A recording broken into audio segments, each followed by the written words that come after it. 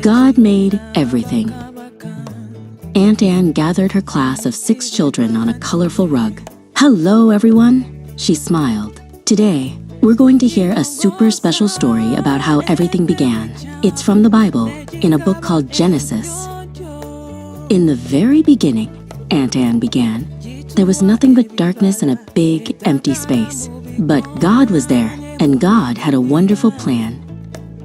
On the first day, God said, "Let there be light," and poof, there was light. God called the light day and the darkness night, and that was the very first day.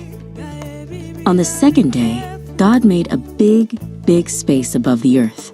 It was like a giant, invisible blanket that held the water up high and separated it from the water down below. We call that the sky. Then, on the third day, God gathered all the water together into oceans and lakes, and dry land appeared. God called the dry land earth and the waters seas. But that wasn't all. God also made beautiful green grass, tall trees, and colorful flowers to grow all over the land. Every kind of plant, big and small, with seeds inside so new plants could grow. On the fourth day, God made 2 big lights in the sky, a giant, bright sun to shine in the day, and a soft, glowing moon for the night, and twinkling stars too. The 5th day was full of splashing and flying. God made all the fish that swim in the water, from tiny little guppies to huge, magnificent whales, and all the birds that fly in the air with feathers of every color.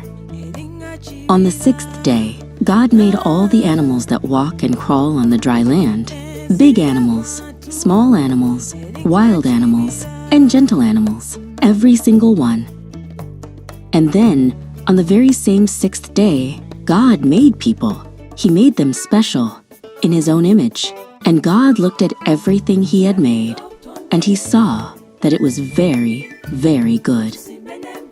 On the 7th day, after all that wonderful creating, God rested. He looked at everything He had made, from the biggest stars to the tiniest flower, and He was happy. And that's why we have a special day to rest and remember God's amazing work. Aunt Anne smiled at the children. Isn't that amazing? God made everything. The sun to play in, the flowers we see in the park, and even your own hands and feet. Now, said Aunt Anne, who would like to share a deep thought about how they understood the story by imagining themselves as one of God's creations? John, a bright 5-year-old, bounced up. Me, Aunt Anne. If I was a little puppy, I would wag my tail so hard because God made me. So God made my dog Buster, and He made me too.